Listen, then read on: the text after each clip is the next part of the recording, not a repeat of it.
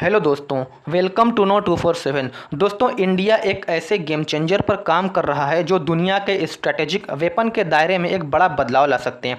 और वो बदलाव क्या है, आप देख सकते हैं। India's Agni 5 bunker buster missile to carry largest conventional warheads. इसका मतलब क्या है? इसका मतलब जो हमारा defence research and development organisation हमारा DRDO है, वो अग्नि 5 इंटर कंटिनेंटल बैलिस्टिक मिसाइल को उसका एक मॉडिफाइड वर्जन डेवलप कर रहा है जो कि 75,000 किलोग्राम बंकर बस्टर को कैरी करने में कैपेबल होगा। इसके बारे में डिटेल में समझने की कोशिश करेंगे, ये क्या है और भारत इसको क्यों डेवलप कर रहा है, कौन कौन सी बातें इसमें है, इसके बारे में इस वीडियो में हम डिटेल में समझेंगे। दोस्तों, सबसे पहले हम इसके बैकग्राउंड को समझने की कोशिश करते हैं। अगर हम पिछले कुछ हफ्तों में देखें तो दुनिया का मिलिट्री बैलेंस एक तरीके से हिल गया है जब ये रिपोर्ट निकलकर सामने आई। यूनाइटेड स्टेट ने अपना GBU-57 मैसिव ऑर्डिनेंस पेंट्रेटर्स यानी कि MOP का इस्तेमाल ईरान के फोर्डो और नतांज न्यूक्लियर फैसिलिटीज़ पर अटैक करने के लिए इसका इस्तेमाल किया था। जो 22 जून को अमेरिका ने ईरान की न्यूक्लियर फैसिलिटीज़ के ऊपर अटैक किया था, उसमें इस GBU-57 मैसिव ऑर्डिनेंस पेंट्रेटर का इस्तेमाल किया गया था। और ये जो फैसिलिटीज़ थी ये डीप अंडर द माउंटेन यानी कि ये पहाड़ों के नीचे गहराई में बनी हुई थी और इन्हें लगभग इम्पेंट्रेबल माना जाता था, अभेद माना जाता था। यानी कि ये माना जाता था कि इसके ऊपर अटैक करना लगभग नामुमकिन है। लेकिन जो MOP ने ये गलत साबित कर दिया और इस इंसिडेंट ने एक बार फिर से जो है कि अपना ध्यान खींच लिया है कि डेप पेंट्रेशन वेपन्स की इंपॉर्टेंस क्या है, उसकी इंपॉर्टेंस की तरफ अपना ध्यान एक तरीके से खींचा है, जिन्हें हम मिलिट्री लैंग्वेज में बंकर बस्टर कहते हैं। दूसरी तरफ ईस्ट में चाइना ने भी अपना DF-15C एंड DF-16 वेरिएंट्स जो कि शॉर्ट रेंज बैलिस्टिक मिसाइल है जो अंडरग्राउंड फोर्टिफाइड टारगेट्स को स्ट्राइक करने के लिए डिज़ाइन किया गया है। हालांकि इनकी रेंज और डेप्थ लिमिट है, यानी कि जो अमेरिका ने इसका इस्तेमाल किया था और चाइना ने भी इसको डिप्लॉय किया है ईस्ट के अंदर। और अब इंडिया भी अपने फॉरेन टेक्नोलॉजी को इंपोर्ट करने के बजाय, यानी कि भारत ने कोई भी फॉरेन जो टेक है उसको इंपोर्ट नहीं किया है, बल्कि इंडिजिनस जो भारत की पहले से ही मौजूद अग्नि 5 ICBM मिसाइल है उसको अपग्रेड करने पर फोकस कर रहा है ताकि उसे एक स्ट्रेटेजिक बंकर बस्टर बॉम्ब के रूप में डेवलप किया जा सके। GBU-57 एक एयर ड्रॉप्ड बॉम्ब है जिसका वज़न लगभग 13,600 किलोग्राम है और इसे स्पेशली डिज़ाइन किया गया है हैवी स्टील बॉम्बर जैसे B-2 स्प्रिट के थ्रू ले जाने के लिए। हालांकि ये काफ़ी डेडली है, लेकिन इसके साथ एक लिमिटेशन भी है। इसकी लिमिटेशन है और वो लिमिटेशन क्या, उसके बारे में देख रहे हैं कि इससे इस्तेमाल करने के लिए एयर सुपीरियरिटी और कॉन्टेस्टेड एयर स्पेस तक एक्सेस होना ज़रूरी है। सुपीरियरिटी यानी कि ये जो है इसका इस्तेमाल करने के लिए दुश्मन के जिस जगह के ऊपर अटैक करना था वहाँ इसको जाना पड़ता है और उसके बाद ये ऊपर से बॉम्ब गिराता है, यानी कि उस जो दुश्मन का एयर स्पेस है उसमें इसका इंटर करना ज़रूरी होता है। और जो चाइना का DF-15C ये एक land based short range ballistic missile है जो कि मोबाइल यानी इसको कहीं भी ले जाया जा सकता है, लेकिन इसकी रेंज जो चाइना की है वो बहुत लिमिटेड है, लगभग 7,700 किलोमीटर, जिससे ये सिर्फ जो रीजनल कॉन्फ्लिक्ट अगर किसी देश के साथ चाइना का हो तो उसमें ही ये इफेक्टिव हो सकता है। इसकी रेंज बहुत ज़्यादा नहीं है। GBU-57 इसकी रेंज बहुत ज़्यादा है। और अब बात आती है इंडिया के अग्नि 5 की। अगर हम बात करें तो ये एक road mobile intercontinental ballistic missile है जो लैंड से लॉन्च की जाती है, launch from the land, giving it for more survivability, जिससे इसे ज़्यादा सर्विवेबिलिटी और लॉन्च इंडिपेंडेंस मिलती है, यानी इंडिपेंडेंटली इसको लॉन्च किया जा सकता है और रोड मोबिलिटी के साथ इसे छुपाया भी जा सकता है और लॉन्च किया जा सकता है, जिससे प्री एम्प्टिव स्ट्राइक करना लगभग नामुमकिन सा हो जाता है। अगर हम GBU-57 जो अमेरिका का उसकी बात करें तो इसके मुकाबले में अगर हम देखें जिसे एनिमी एयर स्पेस तक पहुंचना पड़ता है, जो एनिमी का स्पेस है उसके अंदर इंटर करने के बाद ही ये अटैक करता है। लेकिन जो भारत का अग्नि 5 है ये strike from deep with in Indian territory, ये इंडियन टेरिटरी के अंदर से ही ये अटैक कर सकता है। अब बात करते हैं उस चीज़ की जो एक बंकर बस्टर में सबसे ज़्यादा मैटर करती है, वो है पेंट्रेशन पावर। इसकी पेंट्रेशन पावर क्या है? अगर हम अमेरिका के GBU-57 की बात करें तो ये तकरीबन 60 मीटर तक रेनफोर्स्ड कंक्रीट को पेंट्रेट कर सकता है, यानी कि 60 मीटर गहराई तक जो कंक्रीट का बना हुआ पहाड़ होता है, जो कंक्रीट की जो सरफेस है वो बना होता है, ये 60 मीटर अंदर तक जा सकता है। ये अपना वेट ग्रेविटी और एक्सप्लोजिव प्रिसीजन का यूज़ करता है ताकि ज़मीन के अंदर गहराई में घुसकर वहाँ पर फट सके, वहाँ पर एक्सप्लोजन हो सके। और चाइना का DF-156 की अगर हम बात करें तो एक रिपोर्ट के मुताबिक ये एक मॉडिफाइड वॉरहेड्स का यूज़ करता है, ये एक मॉडिफाइड वॉरहेड्स का यूज़ करता है और जो इसकी पेंट्रेशन है वो सिर्फ 15 से 20 मीटर है। ये टैक्टिकल मिशन के लिए ही ठीक है, लेकिन स्ट्रैटेजिक लेवल पे ये उतना इफ़ेक्टिव नहीं है।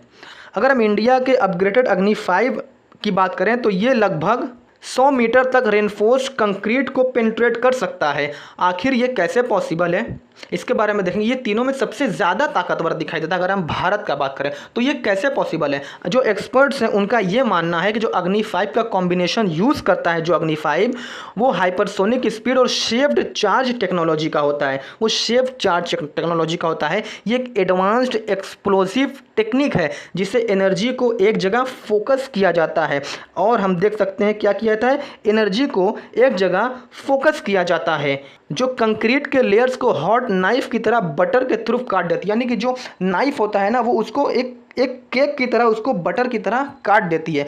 7500 किलोमीटर का वॉरहेड्स होने के बावजूद अग्नि 5 जो अग्नि 5 है वो GBU-57 से भी हल्का है, लेकिन ये ब्रूट फोर्स के बजाय स्पीड और प्रेसिशन पर डिपेंड करता है। ये स्पीड और प्रेसिशन पर डिपेंड करता है। अगर हम देखें तो ये जो हमारा भारत का अग्नि 5 है ये इन सबसे ज़्यादा पावरफुल दिखाई देता है। अगर ये, हालांकि ये अपने अभी डेवलपिंग रेंज में है, ये अगर ये डेवलप हो जाए उसके बाद। दोस्तों अगर हम इसके स्पीड की बात करें, जो आज के ज़माने के मिसाइल वॉरफेयर के दो सबसे इंपॉर्टेंट फैक्टर्स होते हैं, GBU-57 उसको 50,000 फीट से 50,000 फीट की हाइट से गिराया जाता है, तो ये लगभग मैक 1 की स्पीड देता है, वो मैक 1 की स्पीड तक पहुंचता है और इसका रेंज लिमिटेड होता है उस बॉम्बर प्लेन के रेंज तक, यानी अराउंड 11,000 किलोमीटर तक। लेकिन फिर भी इसे एनिमी एयर स्पेस में घुसना पड़ता है जो कि बहुत ज़्यादा रिस्की होता है, क्योंकि DF अगर 5C की बात करें हम,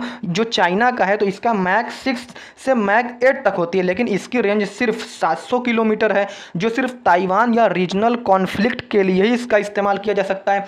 अगर हम इसका इन दोनों का कंपेयर अग्नि 5 मिसाइल से करें, जो अग्नि 5 की स्पीड है उससे, तो ये मैक 8 से लेकर मैक 20 तक होती है, यानी ये एक हाइपरसोनिक मिसाइल है।